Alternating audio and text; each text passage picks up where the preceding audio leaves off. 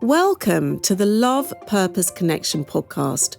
I am your host, Estelle Bingham, and together we'll be delving into the profound meaning of love, the driving force of purpose, and the beauty of connection that shapes the fabric of our lives.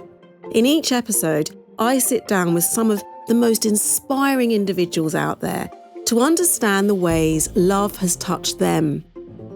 Naheed de Belgeonne is a somatic movement educator and a breath and yoga teacher with a passion for sharing the healing benefits of movement and guiding clients through burnout, chronic anxiety, and trauma recovery. She's also the author of this fabulous book that I'm very excited to have in the studio, Soothe, the book your nervous system has been longing for. And I read that subtitle and I was just really, it really spoke to me actually. Great. It was that feeling that in this day and age that I notice with my clients, but I see everywhere, this longing that our bodies have for us to stop and listen for a while. And actually then show up. So true, isn't it? Thank you for having me on. That's exactly what I saw as well. And I had it in my background, this kind of dysregulated family, that didn't mean to be like that, but nobody had taught them to self-soothe.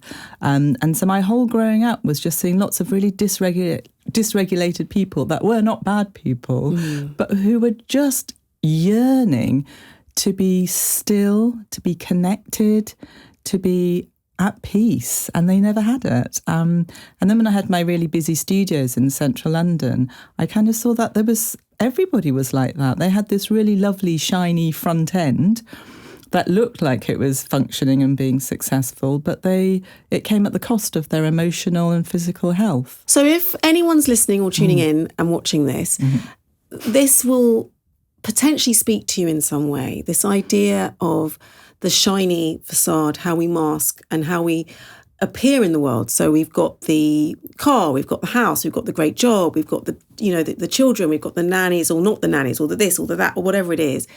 But inside, we're falling apart. Yes. And this is the stuff that we are with as practitioners.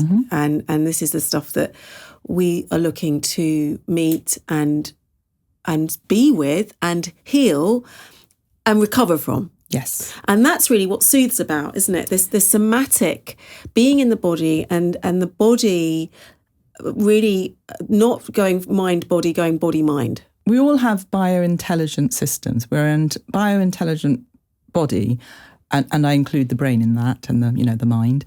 And it's desperately yearning to be in balance or actually to be resilient.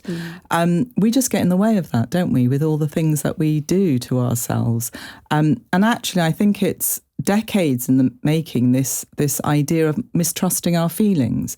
We've been programmed by marketing and advertising and propaganda to externalize our self-care because then we're really easy to manipulate and to sell product to. And so this book really kind of cuts through that. And in it, there's the science and the context at the beginning of, why you should do it. Because I always feel that if you know the why, you're more likely to do it. Yeah. And then there's lessons for the morning, for lunchtime and for the evening that are really accessible. And it's all about disrupting this sort of fiction or this narrative that we're living in that isn't real. Because actually the reality is, what do I sense? What's real right now? Yeah. So it's kind of meeting you right here in the moment. This idea of how you got here is really, the story behind how you got here is really interesting in the book. And sharing that and, sharing it in a really authentic way about the family of origin and what that's like to grow up in a family of origin who are just dysregulated, and we just learn that's what we learn, how not to be with our emotions and then how to self-soothe in a toxic way. Yeah. And also some of your own burnouts. Yeah. I felt that is really such a useful share because people can really recognise themselves in your story. It's so interesting, Estelle, because I don't think anyone would have known that about me. Not when I was growing up. because I was the fun one. I'm actually a really joyous person and I have a lot of fun. But when you talk about things like this, people marginalise you or pigeonhole you into being the sad girl or the girl who comes from this. And I really didn't want to be that. Plus, I think it's a good way of running away from all of that, isn't it? To not be talking about it all the time. Yeah. But, friends of mine have picked up the book and just said, I had no idea that was happening at home, or no idea that you felt like that when you were running your business. And it's because I probably didn't either. I was so caught up in the action, and it looked like I was doing well. So I tried to fit myself into that role. It's kind of like, this is what you have to put up with when you do well. You have to be tired. Being seen as productive, obviously, is seen as a good thing, isn't it, in our society? Putting your efforts into all of that is seen as a good thing. Whereas, I don't know, daydreaming is seen as being a bit of a cop-out or being a bit weird, or wanting to take a really nice, ponderous walk without your phone or something like that. Do you know what I mean? The things that we are allowed to be in the society and the things that we aspire to are not really what it means to be fully human, I think. So yes, my family, bless them, they were immigrants in this country. They came over in the 60s and it was brutal. They were middle class. They were kind of well revered in their communities, and they came over here, and I don't think they were expecting that. They had good jobs, but they didn't really have a safety net apart from their friends. There was no kind of, intergenerational support. It was a very, very stressful house. And in fact, my mother didn't come to my book launch because I didn't think she wanted anyone to know about it, bless her. I just suddenly realised, she was probably a bit embarrassed about that, because we didn't really talk about things. Talking about feelings just wasn't what we did. So as a consequence of that, I kind of thought talking about your feelings made you weak. Yeah. And so I didn't do it. And I worked, because that's what I saw all around me. And I worked. And, and I did quite well with that, working hard. So it's really confusing, isn't it? Because you're doing really well with it. And I got some good rewards with it. And I've done well for myself, because I feel like I was always running away from home, and I've been running ever since. And so that causes a lot of confusion, because I suppose you then tie up your identity with how hard you work, and you worry that if you don't work so hard, you'll go backwards, you'll lose it all. And I think that takes a really long time to unravel yourself. So I was doing all the things that one does. I was teaching yoga and doing yoga. I was running. I was doing all of those things that you do to offload your stress. But of course, those things are really good for the moment. But what do you do when you're having a panic attack on the underground? Or what do you do if you're at your desk and you're suddenly overwhelmed with not being able to get on with things because you can't focus on anything? What do you do in those moments? So I got really interested in that. And when I had my studios in central London, I saw that there was so many people just like me. Everyone looked like everyone was very intent on looking like they were doing the right things. And that included the activities that they would use or practice to de-stress. So, yoga, doing yoga, but not actually living the yoga. It's a different thing, isn't it? It's like you're going through a process, but you're not embodying it. And actually, I'm sure you find the same, but I think we're so good at collecting content and experiences, but we're not so good at embodying it. So I think, there's a lot, we have so much information thrown at us. So we all know, don't we? We know about the nervous system, we know this and we know that, we understand burnout, but we don't know how to embody that and how to change things for ourselves. And actually, as you know, it's really simple. You just have to get out of your own way and embody and really sense what you are feeling right now. And then from that, you can take compassionate action. This word embodiment is really, for me, it's a sort of one of the biggest words that I use in my practice, because what happens is exactly as you're saying. So many of us will do, we do a different therapy modality. We collect these, especially sort of in healing practices now, whether it's somatic or it's psychotherapy or a Reiki session, or it's a sound healing, or it's a kirtan, or whatever it is, or a yoga practice. we're just walking, or we're doing, or, this doing. And often we're in this process of doing the thing rather than living the thing. Exactly how you spoke it is what I see every day. And how do we actually embody the incarnation? This feeling of stopping and getting out of the way of ourselves and dropping in. It's sort of like the felt sense is the way through, isn't it? Yeah, absolutely. I actually think you need a guide to help you to do it personally, because I just think even I couldn't slow down that much. So I had done all my restorative yoga teacher trainings and, lots and lots of trainings in restorative stuff. And I remember scratching my head thinking, really, who would set up all these bolsters and then lie still with your thoughts when you're feeling really twitchy about your life? It's really hard to do that. Yeah.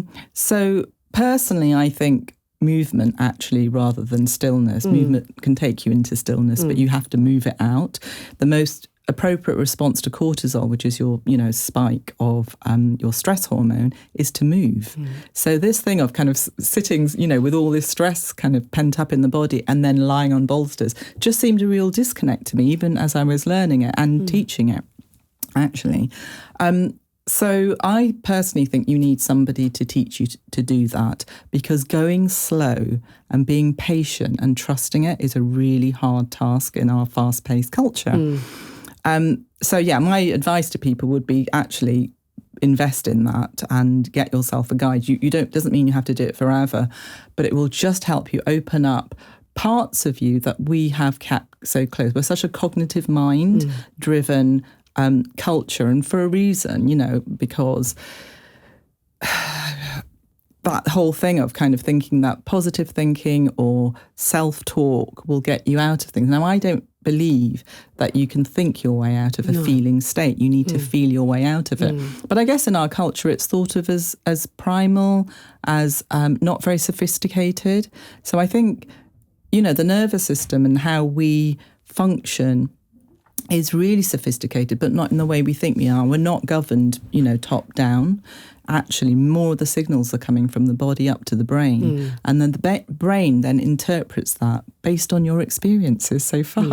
Absolutely. Which means that your mind is made up, which is a real kind of, mind-blown moment, isn't it, when you realise that? And I think another thing that I realised was that your brain sits in a black box. It knows nothing. Apart from the experiences, you feed it through your senses. Now that to me was like, wow. Yeah. And of course, what that means is if you're always anxious or in a burnout pattern, and you continue to do those same habits, then guess what you're doing? Unwittingly, you are training your brain to repeat those patterns, right? Yeah, absolutely. Which doesn't mean that what you're going through isn't true. I'm not at all suggesting that, but you're just looping around and around. And that's why I think talking therapy has reaches its conclusions, really, because you're just talking yourself around the same story. And I don't think that on its own can shift you out of, as I say, this feeling state.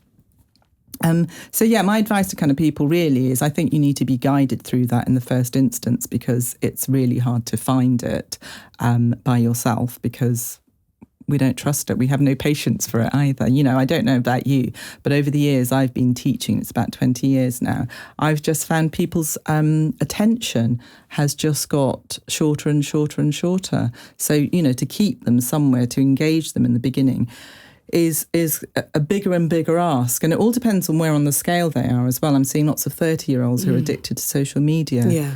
Their minds are shot. Yeah, absolutely. It's kind of like, whoa, there's quite a lot of work to unravel to get them to a place where they can trust the sensations from their body, because they're so unused to listening in. I want to just pop back to this part around the difference between silence or the stillness and movement.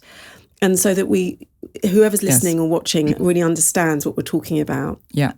Because when we are releasing trauma, so as we know from the somatic, Peter Levine's, the somatic, what somatic experiencing is this going back to nature. And when we've experienced trauma, the body needs to release cortisol. And when we can't release that trauma, it's that experience is still in the body and often needs to release through movement, through some sort of somatic release, some sort of bodily release. Yeah. So the idea of dropping into a stillness is what you're saying.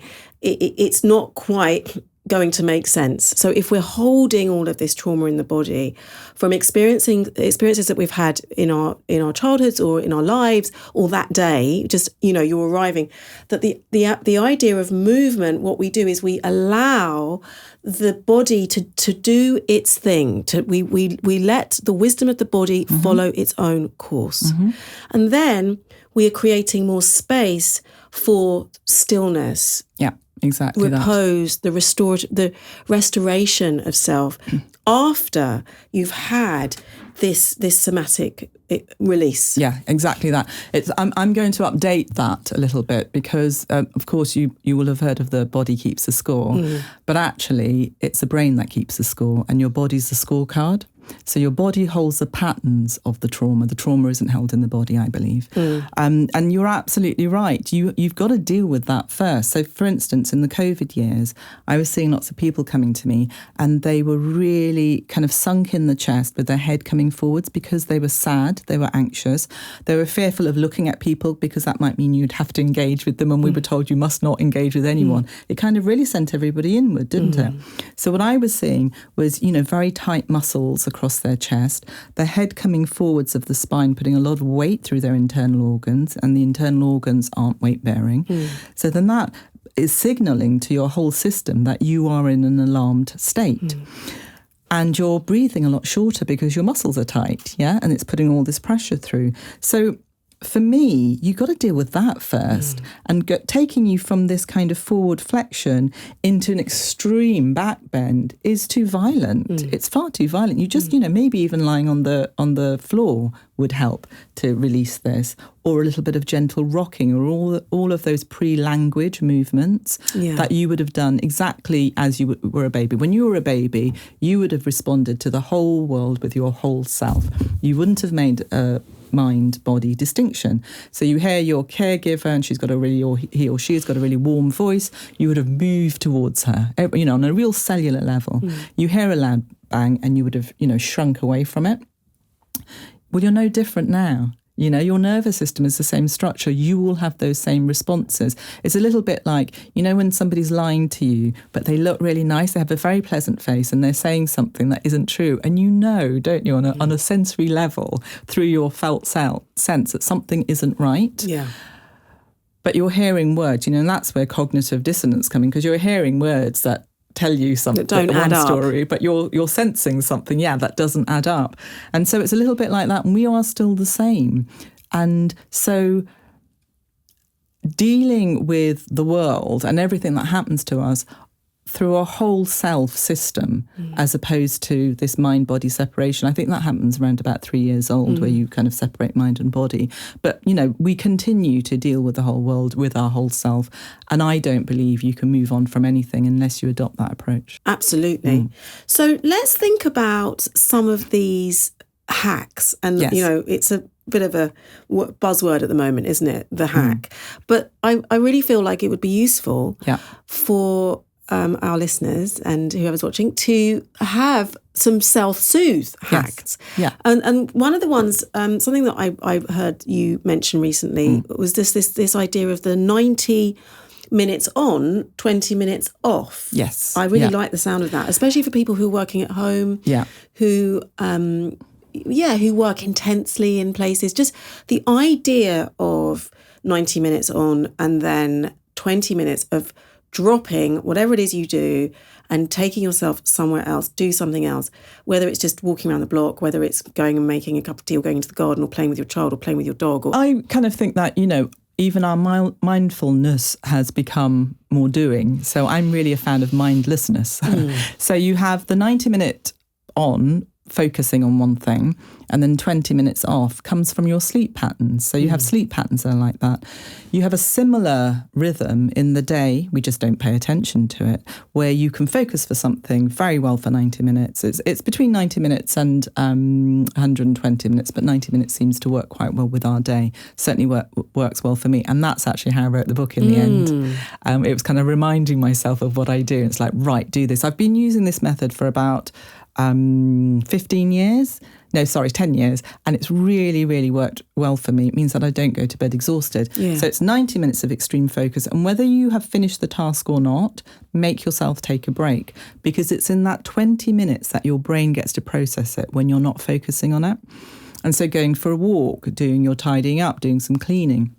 And actually, even if you're working in an office, it roughly works around 9 o'clock start, 11 o'clock break, So get up, go and make a coffee, go and do something, go and talk to somebody, run up and down some stairs, do something else where you're not focused on it. And by the time you come back to your next 90 minutes, you'll have processed quite a lot of your ideas, and then the carrying on with the work becomes less stop and start. So it feels a bit stop and start, even when you're having to stop yourself right in the flow. But that's a really great time to do it, because you can't learn and do at the same time. So you need to give your brain some time to process that. Because if we stimulate our brains all the time, we'll just burn out. This 8-hour day was from the manufacturing age. It doesn't really belong in the information age. And I think there was a study that was done by some drinks company that showed that actually people were productive for about 3 and a bit hours per day. And of course they were, because you just can't produce for 8 hours. Your brain and your brawn are two different things. And I remember that really clearly when I worked for a technology company. It was my first very well paid full-time job. I've worked for myself most of my life, but I took this job on. And I think I almost went insane at thinking, well, I'm done now. Why do I have to stay here? I've kind of done all the work today. Why do I have to stay here till 5:30 to earn my salary, or to look like I'm earning my salary? So, that's the time when most people are on Facebook and all these other non-productive things. So it's very strange, isn't it? Kind of the rules that we have in society that are very unhuman. They don't really fit with our rhythms. No. But the 90-minute, 20 minutes, try it works a treat. So I kind of see these as deep nurturing rather than short-term hacks. It's kind of something to take on for the rest of your life. They're nourishing lifestyle changes, yes, aren't they? Really, to integrate and bring, absolutely. And maybe start with and see what happens. Yes, absolutely. And then just embrace and integrate these as a practice, as part of life. Yeah, because I think at the beginning, you have to use a bit of willpower, don't you? Because you're changing habits, so you're going to have to put thought to it. But everyone that I give this to, it's just worked so well for them. And it just means that you don't end your day completely exhausted. And those 20 minutes, if you have the luxury of it, of course, could be meditating or breath work, or could be some movement practice. I appreciate not everyone can do that, but if you are working from home, great. Even playing with your dogs, just something where you're not intensely focusing, and then you'll find that it will really change your day and the kind of how tired you feel at the end of the day, how fatigued you feel from your work. Hi, it's Estelle here, and I'm so excited to share my new book with you, Manifest Your True Essence, Clear Your Blocks, Find Your Joy, Live Your Truth. This is more than just a book. It's an invitation to come home to your heart. Within its pages, you'll find the guidance to reconnect with your true essence. Through gentle meditations, heart-centered practices, and soulful wisdom, you'll learn how to release old patterns, embrace your divine spark, and manifest a life filled with love, purpose, and connection. You can pre-order Manifest Your True Essence on Amazon or wherever books are sold, and begin the sacred journey back to your heart today. Remember, you are love, you are light, and you are infinitely powerful.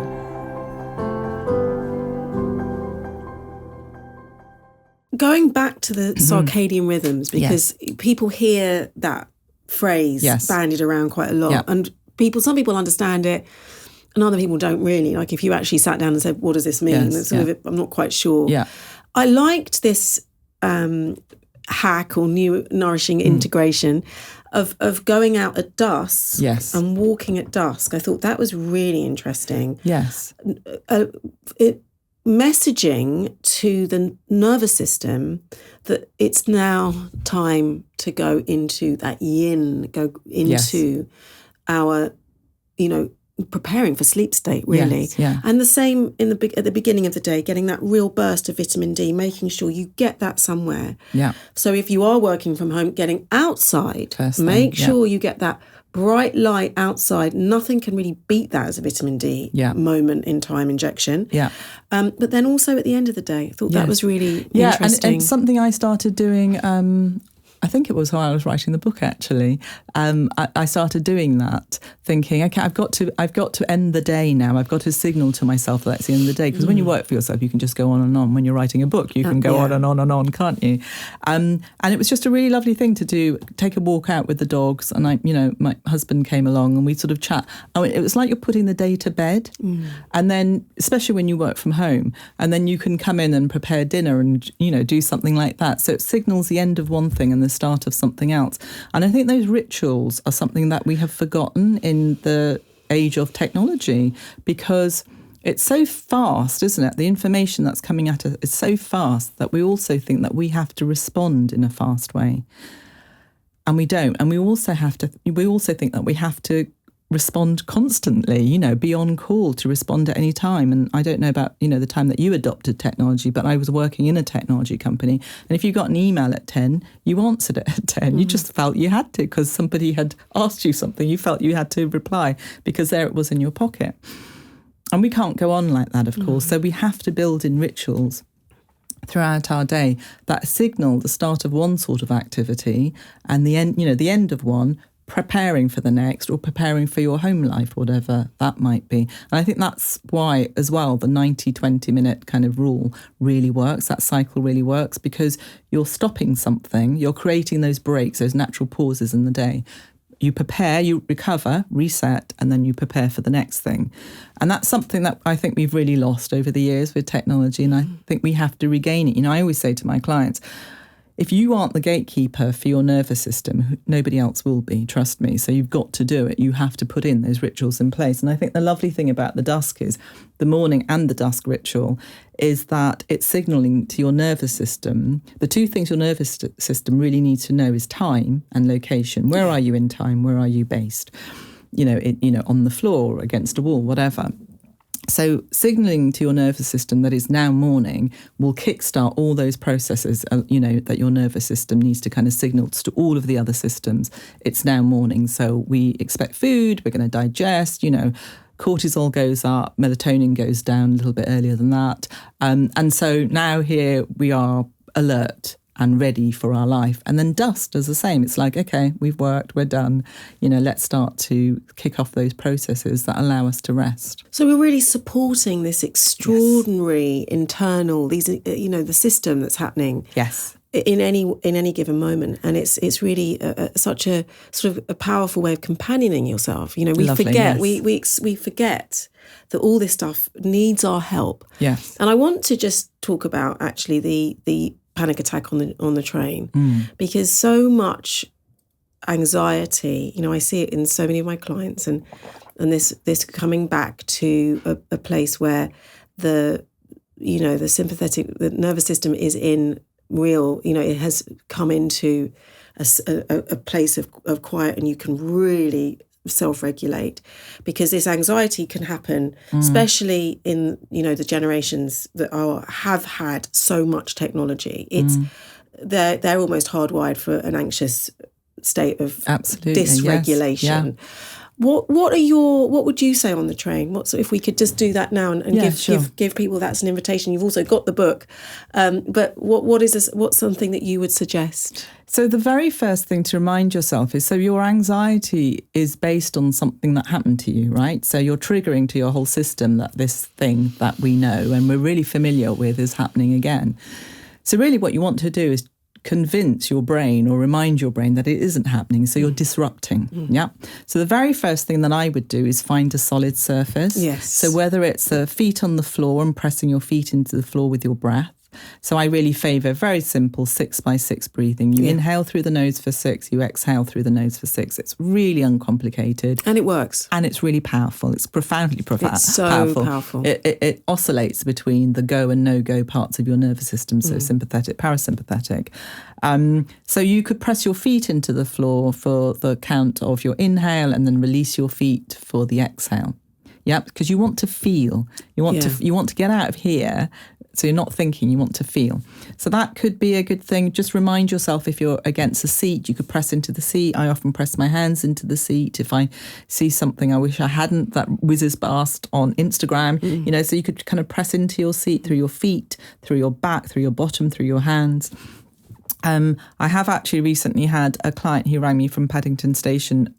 She was about to go off into one of her panic attacks and she was sensing all the things that lead her into it. And I was like, get your back against the wall quickly. Just put your back against the wall and start to breathe. Put your hand on your chest and start to breathe. So you can feel your container for breathing. Because what's interesting about your brain is it doesn't really know where you start and where you end, which is really odd, isn't it? Because we can see. But of course, it's not just your visual system that's feeding your brain, it's all the other senses. So if you can help that along by really feeling boundaries between yourself and your environment, that's really going to help you and coming into the 6x6 breath. There's also the physiological side, which I'm sure you know, which is 2 breaths in through the nostrils and a long breath out through the mouth. Do that 2-3 times and that will really change your state very quickly. They're all really powerful tools, and we need to have them. We've got to have them in our toolkit. And breath, this is the thing about anxiety. When people, I'm overwhelmed by, I'm having an anxiety attack called, it's all too much. And this idea that something from outside, we are overwhelmed. So there's always that sense of I'm overwhelmed. So sometimes it can be we're triggered by, we're going back into something, like you're saying, it reminds us of the thing. And sometimes we're just triggered and don't quite know why. And that can also be really unsettling. But the reality is that, mastering, knowing that it's coming from you. It's not coming from outside. It's coming from you. And you also have the power. The switch is also within you. But with these really just the breath, the power of the breath and the power of grounding into the body, the feeling. I think when you put your head, there's that, sensing textures. I always say, feel. Stroke, absolutely. Stroke, I say stroke 5 things. Yeah. Or notice 5 things. Yeah. Read 5 things. Just bringing you back into the moment, into the now, into the body. Yeah, absolutely. I always joke with people, actually, that your nervous system is like a toddler, and she needs rest. She needs, rest at a regular time so it's not kind of really chaotic every evening. Food, good nutrition, calm, a regular pace of breathing. So there's no erraticness. Do you know what I mean? If you think of yourself as a toddler, what calmed you and what made you kind of go off the rails a little bit or alarmed you? Again, you're no different, and what would you do for a friend or a loved one if they were in alarm? You'd make sure that they were comforted, they had safety. So it's that idea of tending and befriending yourself as well. So your energy doesn't go on comforting others, but you're kind of comforting yourself, and then you're in a really good place to be able to offer that outwards. And of course, as you know, if you regulate yourself, you are regulating everybody in your environment. So I often get, women with kids, midlife, big career, everything's too much. And of course it is at a time that it is all too much because your responsibilities pull you in so many different directions. And the expectation is that we do everything as well as each other. And that's a real, those are the people who never, they put themselves right at the bottom of the to-do list, don't they, of their priority list. So reminding them that actually if they regulate themselves, they're regulating everyone else. That's kind of the first step towards caring for others, isn't it? Is that you're actually responsible for your own emotions. And I think that's really key. That when you see dysregulated people, toxic bosses, leaders, whatever, they're dysregulated. Do you know what I mean? There isn't something wrong with you that you don't think like them or agree with them. They're actually really dysregulated. And there's a real comfort in that of just thinking, oh, look at them. They just are emotionally unaware. This is not good behaviour. It's not intelligent behaviour. I think there's a real comfort in that. There's a real power in that. There's a real power in that, yeah. It's so really empowering to know that we don't have to emulate this dysregulation, this chaos and this toxic behaviour, and we don't have to emulate in order to belong. And really what we need as a society and, within our communities is a sort of standing up for our nervous systems, really. Absolutely, and being... for me, in our hearts and actually in the body, so that we can, that ripple effect of how we impact our families, our friends, and the wider community, whether at work or out in the world, it just starts to change or transform. From this inner place of knowing, I don't really need to be like that. I don't need to be a workaholic. I don't need to be screaming at people to make things happen or, whatever it is. There's something about that. That there is, because I think what it gives you this real core confidence, not self-belief, which is like this put-on pretend thing that you're having to use a lot of willpower to stay there, but this really core confidence that actually I'm all right, I'm grounded, I'm breathing, I'm good, I'm really embodied, I'm really in my power. Because what I see a lot of, or I think what our culture promotes, is that there's a real separation of your internal world and your external world. So even though you might be practicing yoga and meditating and all the rest of it, you're a real bitch at work to other people. And when I see that, I'm just like, whoa, what is going on here? Because you're not embodying it. I see that a lot. Do you? All the time.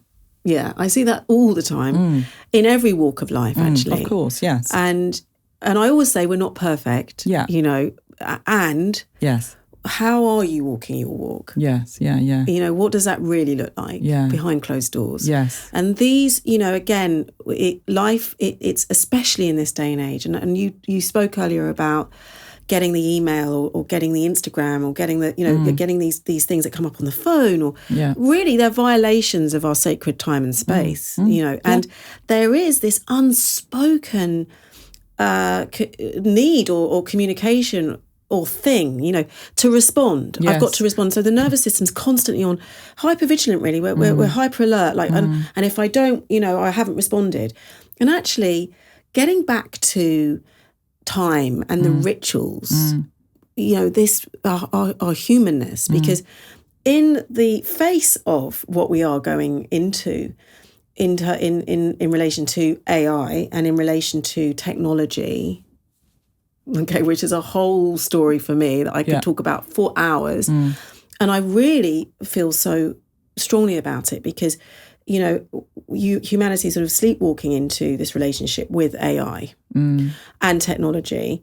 And our humanness, our humanity is the most profound and extraordinary thing to unravel and unlock and touch into. And if we give ourselves a chance to do that, what comes from that space is real peace and real beauty and real creativity and so many things that in our modern societies we're kind of lacking and missing, and we need to go back to. And obviously it's, this has been around for thousands of years, so ritual and the honouring of sacred time and space is something that our ancestors have done for thousands of years. We've lost ourselves, but great things have come from that. It's not to be, we're not anti-technology, but we are pro-human. Yes, yeah. And we are pro that what happens when consciousness expands and when we are embodied and when we are in flow and when we're not holding anxiety and when we're not holding all of the emotions and all of the things that hold us back, but we're in sort of radical place of presence and self-love, because really I feel that the integrating real practices that are simple tools for regulating the nervous system and my work, which is being in the heart, brings us into radical self-love. Yes. And in this day and age, it's really the revolution. Yes, absolutely. This is the revolution. I agree. this is what we have to be thinking about, and in quite a robust way. Mm-hmm. Absolutely agree. So I worked in technology for a bit, and I love technology. I really, really like it. But I remember thinking at the time, this was early 2000s, before the internet, can you believe? So it was just coming along. And I really remember thinking, this is great, but who will own it? And what will they use it for? For what purpose will this be used? And look at us now. So you're absolutely right. You know, the amount of information that is coming at us and the speed with which we adopted everything that was thrown at us wasn't very smart, because now you see much younger people having a lot more kind of rules around what they see and how much information they give away, and and they're really kind of very particular that their mums and dads can't follow their trail through. Do you know what I mean? So they're using things that don't exist for very long, or they don't give all their information out that possibly people my age did, because we were like, yeah, this is great. I'll share this and I'll share that. And I think, as I say, it's really good. And I think it's really good as well, because at times of real chaos in the world, I've been really touched by humanity and have been saved by humanity, because I was able to connect with people who thought and felt like me. And they were messages I wasn't getting from the mainstream media. And that was, quite a big cognitive dissonance. It's like, I thought we were all belonged in the same circle, and I thought we all had the same moral codes. It's like, what? This is really messing with my head. So then to be able to connect with people and on the ground and actually hear what's happening has been hugely important to me, and I wouldn't not want to have that. However, here's how I approach it. I may see something that's upsetting and that I kind of feel very strongly that I want to stand against. So I will look at it. I'll give myself half an hour a day. I will look at it and I'll really honour it. I really honour what I see, so that somebody's suffering doesn't become entertainment. And then I'll decide what my action is.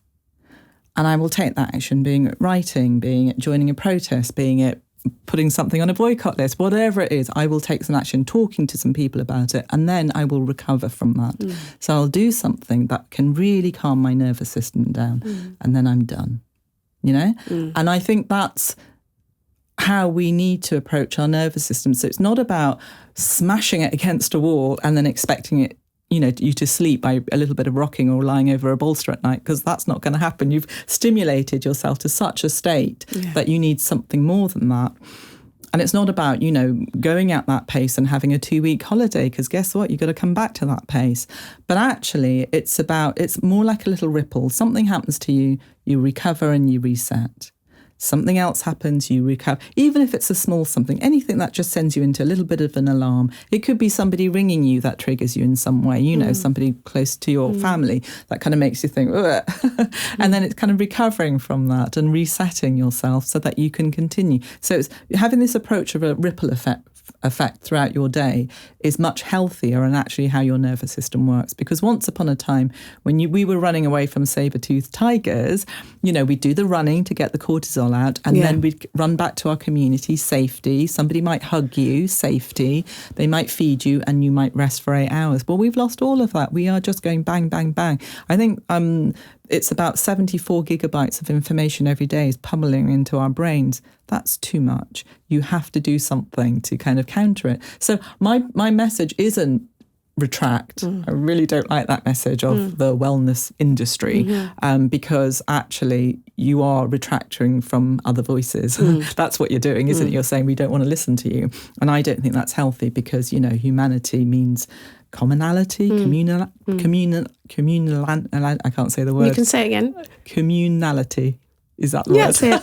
Yeah. So, it's about being in the, and of course, as you know, being with other people is very regulatory for the system. This whole thing of shutting away and being outraged, passively outraged.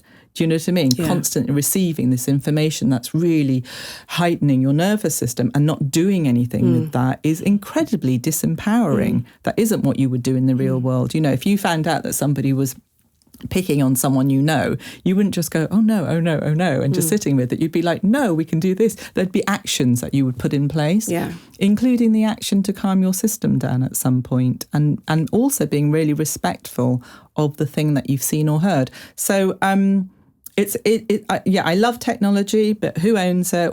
For what purpose are they giving you this message? Always be very curious about that, but be very curious about all inputs that you're receiving. You know, I'm always, you know, I was always a curious child. There was always a bit of a joke about me that my mum would tell me something, then I'd go and ask my dad, and he'd tell me, then my grandfather, and someone else, and then I'd piece together the story and go, what shall I do from this? But I think that's a really healthy way to be. So you're kind of taking in the data, the soft data, if you like, but then deciding what you will do with that. And actually, that is what my work is all about.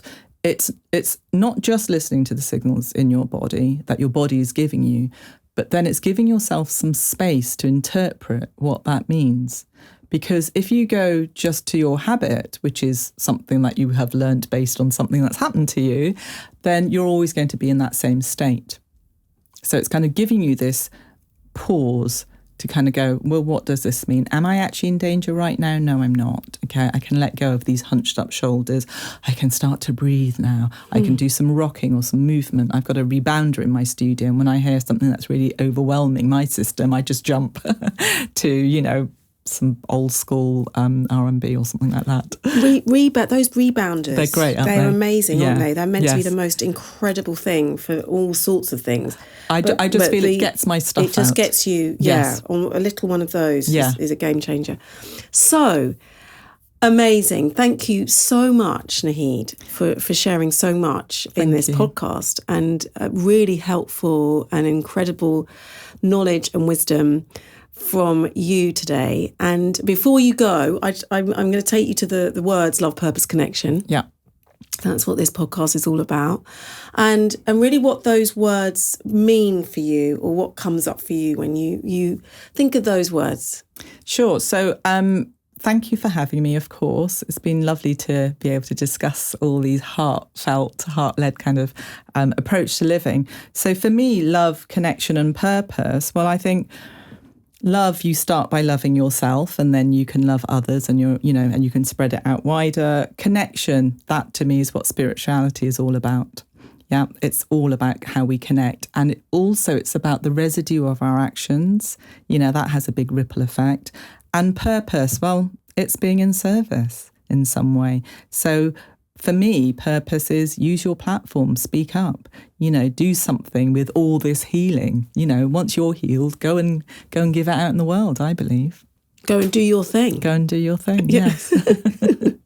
Oh, thank you so much, Naheed. Thank you so much. It's been such a joy. Lovely, so lovely to meet you. You too. Finally. Yes, it's been a joy. Thank you so much for listening to Love, Purpose, Connection with me, Estelle Bingham. If you enjoyed this episode, please like and subscribe wherever you listen to your podcasts. I'd really appreciate that. And if you really liked it, then leave me a review so I can keep doing what I love, healing one heart at a time. You can also follow me, Estelle.Bingham, on Instagram to keep up to date with all the latest releases. If you feel in need of some extra guidance, then my book, Manifest Your True Essence, could be helpful. You can find it online or in any major bookshop. In the meantime, thanks again for listening, thanks again for watching, and I will join you on the next episode of the Love, Purpose, Connection podcast.